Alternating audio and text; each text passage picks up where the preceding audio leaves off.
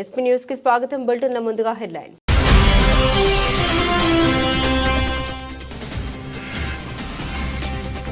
Pacific ద్వీప దేశాన్ని కుదిపేసిన భారీ భూకంపం. నెట్టింట వైరల్ అవుతున్న వీడియోలు.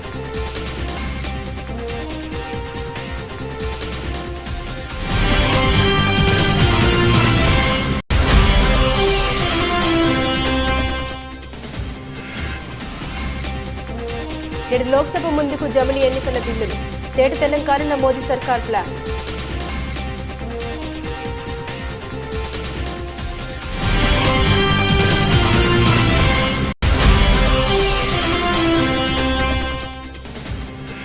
ఏడాది పాలనలో కాంగ్రెస్ ప్రభుత్వం చేసిన అప్పు 1,27,208 కోట్లు. అసెంబ్లీలో వెల్లడించిన మాజీ మంత్రి హరీష్ రావు.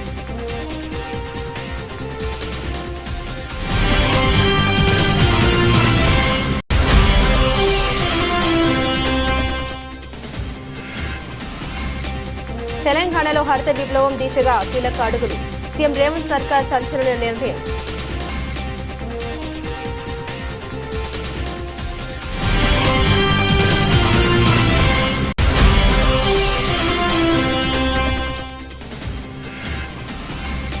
పోలవరం ప్రాజెక్టు ట్రెండ్ మార్చేసిన ముఖ్యమంత్రి చంద్రబాబు నాయుడు.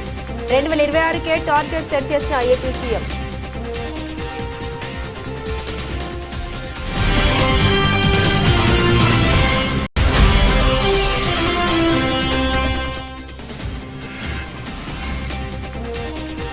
మూడో టెస్టులో జడేజా హాఫ్ సెంచరీ. వర్షంతో నిలిచిన ఆట.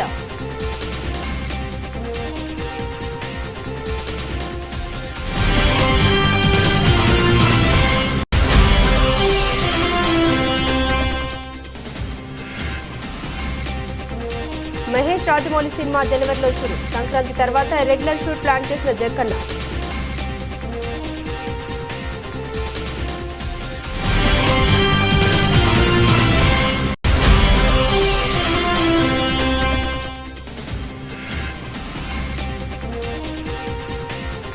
$79,000 దిగువకు బంగారం. 2 సెషన్లలో 4,500 తగ్గిన వెండి.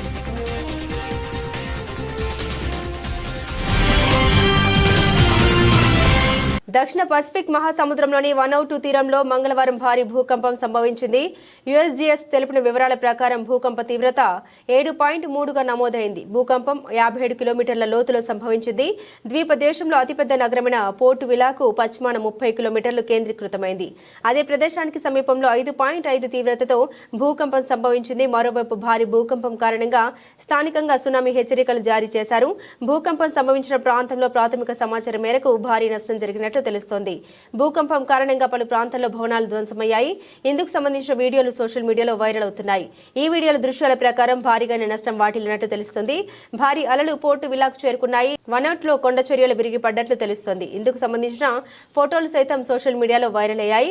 భూకంపం తీవ్రత ఎక్కువగా ఉండడంతో కొన్ని సెకండ్ల పాటు భూమి కంపించినట్లు వీడియోలు చూడొచ్చు. ఈ క్రమంలో స్థానిక ప్రజలు ఇళ్ల నుండి బయటకు పరుగులు పెట్టారు.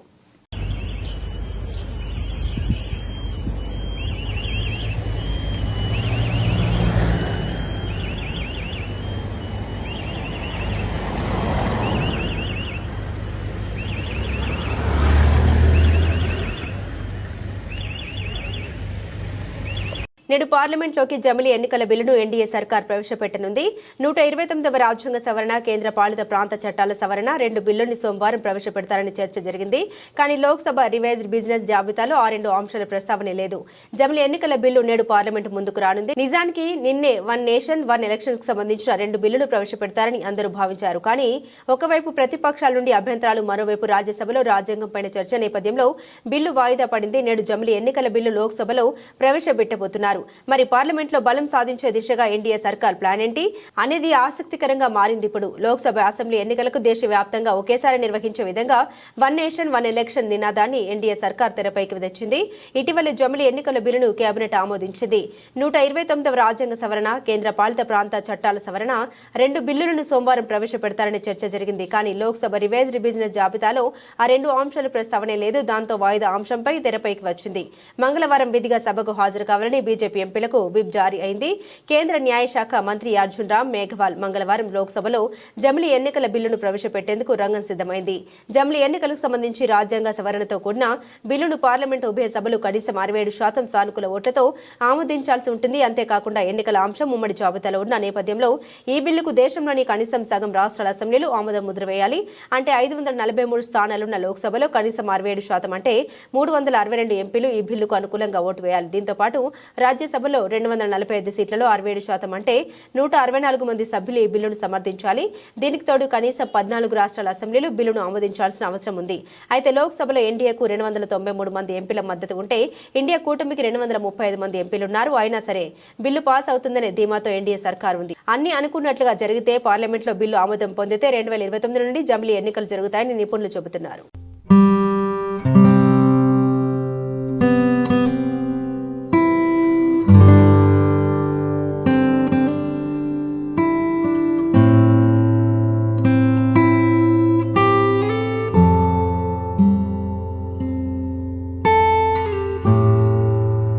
ఏడాది పాలనలో కాంగ్రెస్ ప్రభుత్వం చేసిన అప్పులపై శాసనసభలో మాజీ మంత్రి బీఆర్ఎస్ ఎమ్మెల్యే హరీష్ రావు తీవ్రంగా స్పందించారు.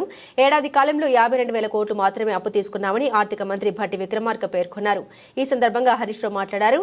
రాష్ట్ర ప్రభుత్వం ఎఫ్ఆర్బిఎం కింద తీసుకున్న అప్పులు 51,277 కోట్లు. ఈ రోజు ఉదయం reserve bank of India report కూడా తీసుకున్నాను. ఈ రోజుకు కలిపితే ఇంకో 3,000 కోట్లు పెరిగింది. అంటే ఎఫ్ఆర్బిఎం కింద 55,277 కోట్లు తీసుకున్నట్టు రిపోర్టు ఉంది. కార్పొరేషన్ గ్యారంటీల కింద 61,991 కోట్లు, మరో 10,099 కోట్లు గ్యారంటీలు లేకుండా తీసుకున్నారు. మొత్తంగా ఈ ఏడాది పాలనలో కాంగ్రెస్ ప్రభుత్వం తీసుకున్న అప్పు ఎంతంటే 1,27,208 కోట్లు. అలాగే కొనసాగితే 5 ఏళ్లలో అయ్యే అప్పు 6,36,040 కోట్లు అని హరీష్ రావు తెలిపారు. అధ్యక్ష, ఈ మధ్య కాలంలో కాంగ్రెస్ పార్టీ నాయకులు వైట్ పేపర్, కాంగ్రెస్ పార్టీ పెట్టిన వైట్ పేపర్ బుక్ కూడా తెచ్చాను అధ్యక్ష. ఇది వైట్ పేపర్. అదేవిధంగా భట్టి విక్రమార్క గారు ఈ సభలో పెట్టిన paper.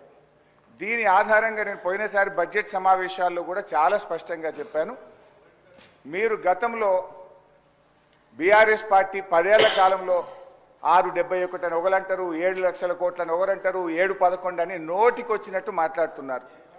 I challenge in this house, ఒకరోజు స్పెషల్గా డిబేట్ పెడతారా పెట్టండి, లేదు ఆడిటర్లను పిలిచి పెడతారా, ఫైనాన్స్ డిపార్ట్మెంట్ పెట్టి పిలుస్తారా పిలవండి. ఐ వాంట్ టు ప్రూవ్ 10 ఏళ్ల బీఆర్ఎస్ కాలంలో జరిగిన మొత్తం అప్పు కేవలం 4,17,496 మాత్రమే. కానీ గోరంతలు కొండంతలు చేసి గోబల్స్ ప్రచారం చేసేటువంటి ప్రయత్నాన్ని ఈ సభ ద్వారా నేను తీవ్రంగా ఖండిస్తూ ఉన్నాను. గతంలో గౌరవనీయులు భట్టి విక్రమార్క గారు ఎన్నికల ముందు ఆదాయాన్ని సమకూర్చడంలో కాంగ్రెస్ పార్టీకి అపారమైనటువంటి అనుభవం ఉంది, హామీలన్నీ నెరవేర్చడం మాకు పెద్ద సమస్యే కాదు అని ఎన్నికల ముందు చెప్పారు. వీడియో కూడా ఉంది, కావాలంటే పంపిస్తాను.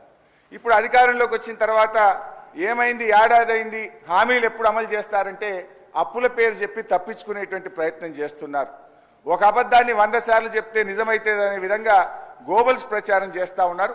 అందుకే ఈ శాసనసభ వేదికగా సభ్యులకు రాష్ట్ర ప్రజలకు కూడా ఈ 7 లక్షల కోట్ల అప్పు అని కాంగ్రెస్ పార్టీ చేస్తున్న ప్రచారం తప్పు అని ఈ సభ ద్వారా రాష్ట్ర ప్రజలకు నేను తెలియజేయదలుచుకున్న అధ్యక్ష. తెలంగాణలో కాంగ్రెస్ అధికారంలోకి వచ్చి ఏడాది పూర్తయింది. స్వరాష్ట్రంలో 10 ఏళ్లుగా ఎదురేదనుకున్న గులాబీ పార్టీని ఓడించి తెలంగాణకు రెండో ముఖ్యమంత్రిగా రేవంత్ రెడ్డి ప్రమాణ స్వీకారం చేశారు. ఇక అంతే దూకుడుగా రేవంత్ రెడ్డి పాలనలో దూసుకుపోతున్నారు.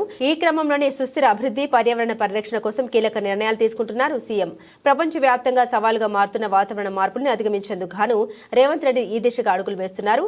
ఇందులో భాగంగానే పర్యావరణ పరిరక్షణపై దృష్టి సారించారు. కాలుష్య నియంత్రణ, పర్యావరణ పునరుద్ధరణ, పునరుత్పాదక ఇంధనంతో పాటుగా తెలంగాణకు పచ్చదనం, భవిష్యత్ తరాలకు అందించేందుకు కీలక ముందడుగు వేశారు రేవంత్ రెడ్డి. పర్యావరణ పునరుద్ధరణలో భాగంగా ముఖ్యమంత్రి రేవంత్ రెడ్డి తీసుకున్న ముఖ్యమైన ప్రాజెక్టుల్లో సరస్సులు, చెరువుల పునరుద్ధరణ ప్రధానమైంది.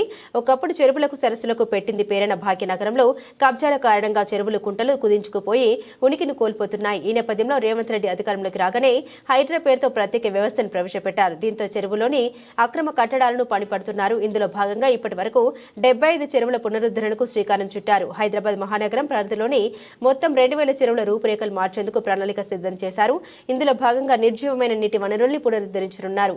జీవ వైవిధ్యాన్ని మెరుగుపరచడంతో పాటుగా భూగర్భ జలాలు నిండేలా ప్రణాళిక చేస్తున్నారు. వలస పక్షుల్ని తిరిగి తెలంగాణ గడ్డపై వ్యవహరించేలా ప్లాన్ చేస్తున్నారు.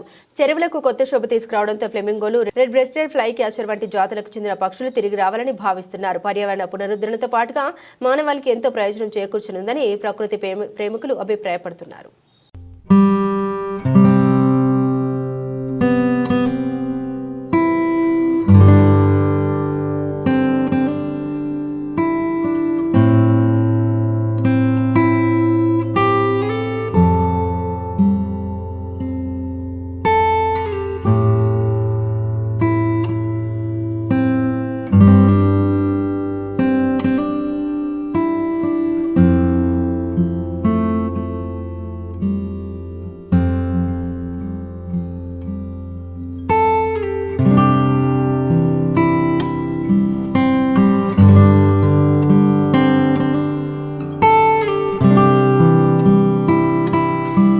కూటమి ప్రభుత్వం అధికారంలోకి వచ్చిన తర్వాత పోలవరం పనుల్లో వేగం పెంచింది. నిర్దిష్ట కాల పరిమితితో ప్రణాళిక రూపొందించి పూర్తి చేయాలన్న లక్ష్యంతో ముందుకెళ్తుంది.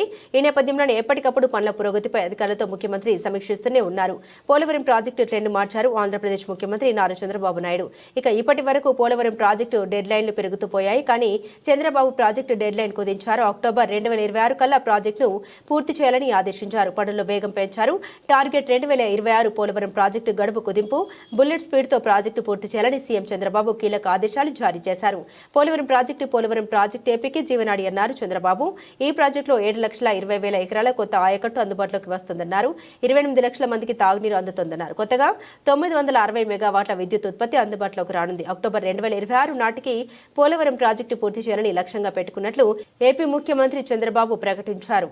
2025 డిసెంబర్ నాటికి డయాఫ్రామ్ వాల్ పూర్తి కావాలని అధికారులను ఆదేశించారు. సోమవారం పోలవరం ప్రాజెక్టు పనులను స్వయంగా పరిశీలించారు సీఎం చంద్రబాబు. పోలవరం గ్యాప్ 1 పనుల్ని పర్యవేక్షించారు. డయాఫ్రామ్ వాల్ నిర్మాణ పనుల్ని పరిశీలించిన చంద్రబాబు పనుల పురోగతిపై ఆరా తీశారు. అనంతరం అధికారులతో సమీక్ష నిర్వహించారు. పోలవరం పనులు ఎంత ఆలస్యమైతే ఏపీ ప్రజలకు అంత నష్టమని, అందుకే వేగంగా ప్రాజెక్టు పనుల్ని పూర్తి చేయాలని సీఎం చంద్రబాబు అధికారులను ఆదేశించారు. పోలవరం అమరావతి రాష్ట్రానికి 2 కళ్ళు అని చంద్రబాబు అన్నారు. పోలవరం పూర్తి చేసి నదులను అనుసంధానం చేస్తే రాష్ట్రానికి గేమ్ చేంజర్ అవుతుందన్నారు. పట్టిసీమ ద్వారా కృష్ణా నదికి అనుసంధానం చేశామన్నారు చంద్రబాబు. గొల్లపల్లి రిజర్వాయర్ వస్తే చాలా వరకు ఇబ్బంది ఉండదన్నారు. వెలుగొండ ఇరిగేషన్ కు కూడా నీళ్లు ఇచ్చే పరిస్థితి వస్తుందన్నారు. అక్కడి నుండి బనకచెర్లకు నీటిని తీసుకెళ్లొచ్చన్నారు. ప్రాజెక్టు 50 లక్షల క్యూసెక్లు డిశ్చార్జ్ చేసే సామర్థ్యం ఉందన్నారు. 93 మీటర్లు డయాఫ్రామ్ వల్ల అత్యంత ఎత్తైన స్పిల్వే గేట్లు ఏర్పాటు చేస్తున్నామని సీఎం తెలిపారు. పోలవరం ప్రాజెక్టుతో బహుళ ప్రయోజనాలు ఉన్నాయని చంద్రబాబు వెల్లడించారు.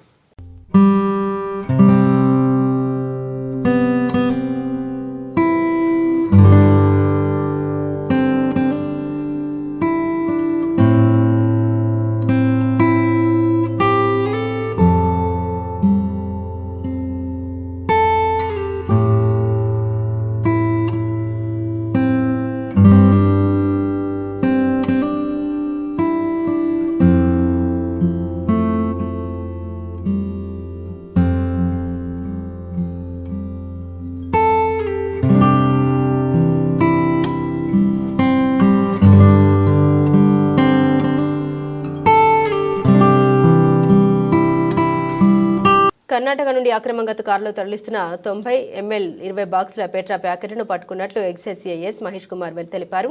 స్థానిక ఎక్సైజ్ శాఖ కార్యాలయంలో శనివారం సాయంత్రం ఏర్పాటు చేసిన విలేకరుల సమావేశంలో ఆయన వివరాలు వెల్లడించారు. రాబడిన సమాచారం మేరకు deputy commissioner Nagamaddayya, assistant commissioner Muniswamy, in charge excise superintendent Revathi ఆదేశాలతో శనివారం తెల్లవారుజామున మొలకాలమూరు చెక్పోస్ట్ వద్ద దాడులు నిర్వహించినట్లు ఆయన తెలిపారు. ఈ క్రమంలోనే ఓ ఎరుపు రంగు కారు అటుగా వస్తున్న మమ్మల్ని చూసి కారులో ఉన్న వ్యక్తులు పరుగులు తీశారు.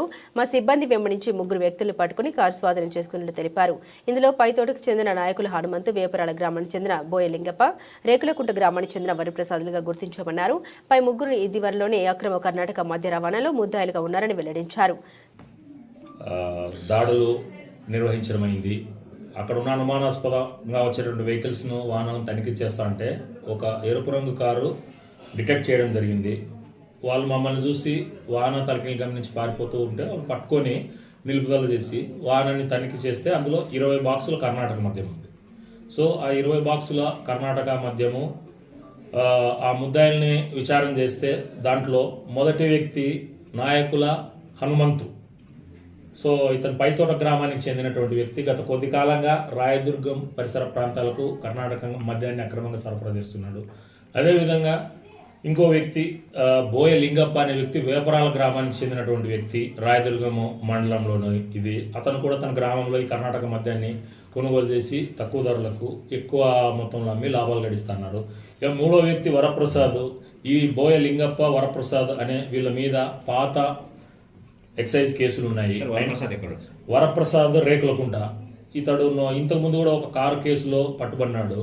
వీళ్ళందరూ కూడా ఒక ముఠాగా ఏర్పడి కర్ణాటక రాష్ట్రం హనగల్లులోని బార్కు దగ్గర తక్కువ రేటుకు లిక్కర్ కొని అన్ని ప్రాంతాలకు సరఫరా చేస్తూ ఉన్నారు. సో విత్ ఎవిడెన్స్ వీళ్ళందరినీ కూడా అదుపులోకి తీసుకొని వీళ్ళ మీద కేసు నమోదు చేసి రిమాండ్కి అనేది పంపడం జరుగుతుంది. అదేవిధంగా డిప్యూటీ కమిషనర్ శ్రీ నాగమదయ్య గారు, అసిస్టెంట్ కమిషనర్ శ్రీ మునిస్వామి గారు, in charge excise superintendent Revathi madam గారు వీళ్ళ ఆదేశాల మేరకు ఈ దాడులు నిర్వహించడం అయింది. వీళ్ళందరూ కూడా తక్కువ కాలంలో ఎక్కువ లాభాలు పొందాలని చెప్పేసి దురాశకు గురై ఈ రకమైనటువంటి కార్యక్రమాలు చేసి వాళ్ళ జీవితాలు నాశనం చేసుకుంటున్నారు. So Rayadurgam prohibition excise station పరిధిలో నేను ప్రజలకు ఇచ్చే సూచన ఏమంటే, ఎక్కడైనా కూడా ఇలాంటి అక్రమ మద్యం రవాణా నోటీస్ చేస్తే ప్రొహిబిషన్ ఎక్సైజ్ స్టేషన్ రాయదుర్గం వారికి తెలియజేస్తే దాని మీద తగు చర్యలు అనేవి తీసుకోబడతాయి. అదేవిధంగా రాయదుర్గం ప్రొహిబిషన్ ఎక్సైజ్ స్టేషన్ పరిధిలో ఉన్నటువంటి పాత ముద్దాయిలందరికీ తెలియజేయడం ఏమంటే, ప్రభుత్వం వారు ఈ కర్ణాటక అక్రమ మద్యం రవాణా మీద చాలా కఠినంగా వ్యవహరిస్తూ ఉంది. అదేవిధంగా ఈ రకమైనటువంటి రవాణాలో పాలు పంచుకొని తమ విలువైన జీవితాలను నాశనం చేసుకుంటున్నారు. సో వీరందరికీ ఇది హెచ్చరిక అయినా అనుకోండి, లేకపోతే విజ్ఞప్తి అయినా అనుకోండి, దయచేసి కర్ణాటక అక్రమ మద్యం రవాణాలో పాల్గొనొద్దు, మీ విలువైన జీవితాలు నాశనం చేసుకోవద్దు. సో ఈ పట్టుబడిన దీంట్లో ఒక కారు కూడా సీజ్ చేయడం జరిగింది. హ్యుండాయ్ వెర్నా కంపెనీకి చెందినటువంటి ఒక కారు, 20 బాక్సుల కర్ణాటక లిక్కర్. సో కారు విలువ దాదాపు 3 లక్షల రూపాయల పైన ఉంటుంది. పట్టుబడిన మద్యం విలువ దాదాపు 1 లక్ష రూపాయలు ఉంటుంది. సో మొత్తం 4 లక్షల రూపాయలు విలువైనటువంటి కారు కర్ణాటక అక్రమ మద్యము స్వాధీనం చేసుకోవడం అయింది. సో నేను Mahesh Kumar, prohibition and excise inspector, Rayadurgam. Anantapuram జిల్లా రాయదుర్గం పట్టణంలో ప్రసిద్ధి చెందిన శ్రీ షిరిడి సాయిబాబా ఆలయంలో ఆదివారం త్రిమూర్తి స్వరూపమైన శ్రీ దత్తాత్రేయ స్వామి జయంతి వేడుకలు భక్తజన సందోహం నడుమ వైభవంగా జరిగాయి. దత్త జయంతి మహోత్సవాల సందర్భంగా ఆలయంలో సుప్రభాత సేవ, పవిత్ర జలాలతో గంగ పూజ, కాగడ హారతి, పంచామృత అభిషేకం, మహామంగళ హారతి వంటి పూజలు నిర్వహించారు. అనంతరం శ్రీ మహాగణపతి, ఆదిత్యాది నవగ్రహ సహిత శ్రీ సాయి దత్త మూల మంత్ర హోమములు, మహామంగళ హారతి వంటి విశేష పూజలు నిర్వహించారు. ఈ సందర్భంగా ఆలయంలో పాలక మండలి సభ్యులు భక్తులకు తీర్థ ప్రసాదాలు, అన్న సంతర్పణ కార్యక్రమాలు చేపట్టారు. మహిళలు, భక్తులు పెద్ద సంఖ్యలో స్వామివారి ఉత్సవ వేడుకల్లో పాల్గొన్నారు.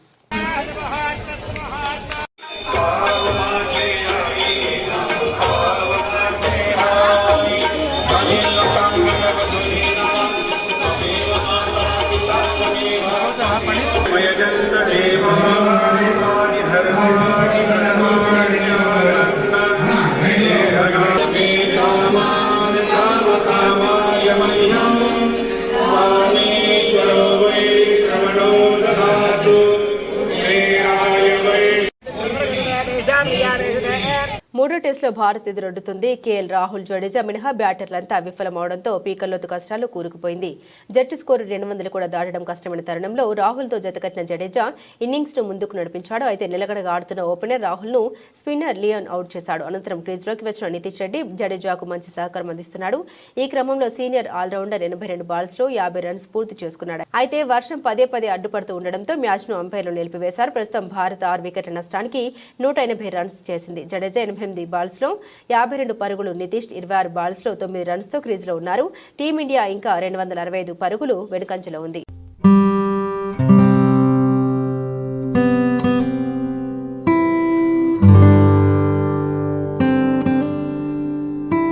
మహేష్ బాబు రాజమౌళి సినిమా అప్డేట్ కోసం దేశవ్యాప్తంగా ఉన్న సినీ అభిమానులంతా ఆతృతతో ఎదురు చూస్తున్నారు.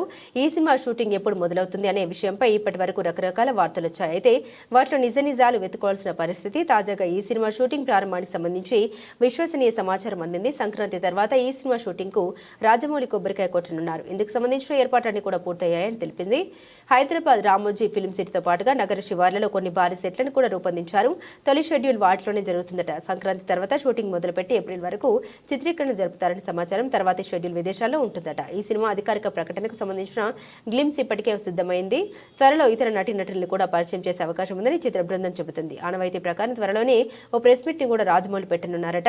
1000 కోట్ల బడ్జెట్ తో 2 భాగాలుగా ఈ సినిమాని నిర్మాత కేఎల్ నారాయణ నిర్మిస్తున్నారు.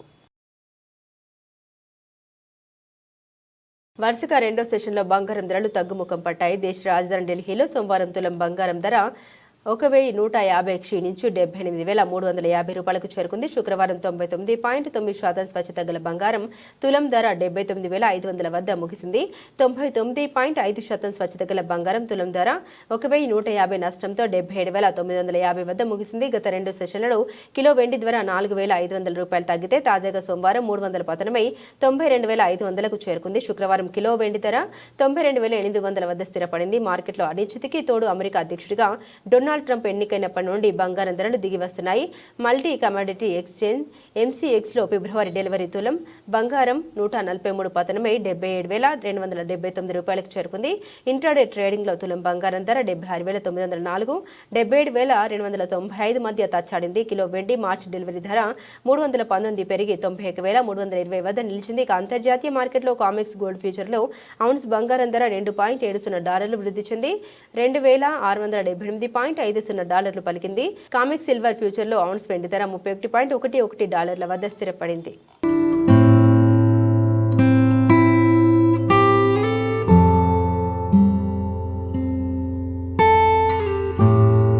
బులెటిన్ ముగించే ముందు హెడ్లైన్స్ మరోసారి.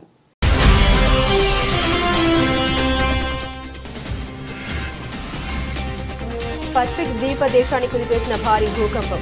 నెట్టింట వైరల్ అవుతున్న వీడియోలు.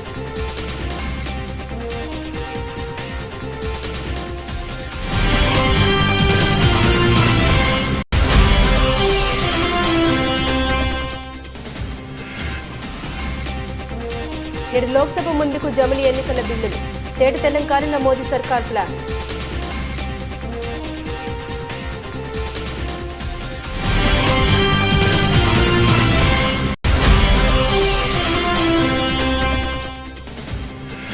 ఏడాది పాలనలో కాంగ్రెస్ ప్రభుత్వం చేసిన అప్పు 1,27,208 కోట్లు.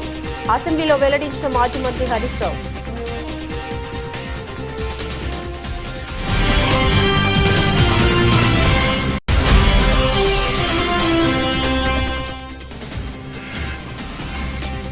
తెలంగాణలో హరిత విప్లవం దిశగా కీలక అడుగులు. సీఎం రేవంత్ సర్కార్ సంచలన నిర్ణయం.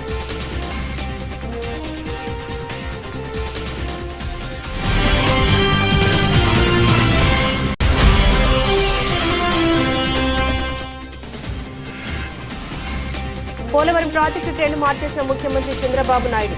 2026కే టార్గెట్ సెట్ చేసిన AP CM.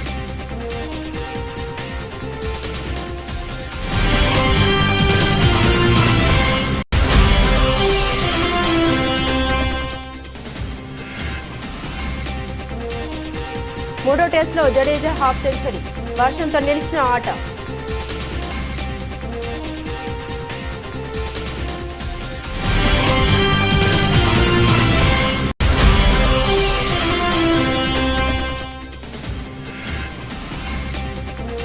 Mahesh Rajamouli cinema జనవరిలో షూట్. సంక్రాంతి తర్వాత రెగ్యులర్ షూట్ ప్లాన్ చేసిన జక్కన్న.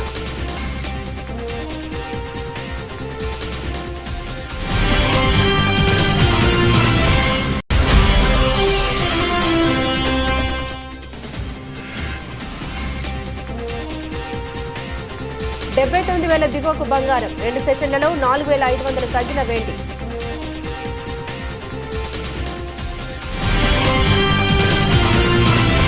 ఇవి బులెటిన్లోని విశేషాలు. తిరిగి మరో బులెటిన్తో మళ్ళీ కలుసుకుందాం. అంతవరకు సెలవు. నమస్కారం.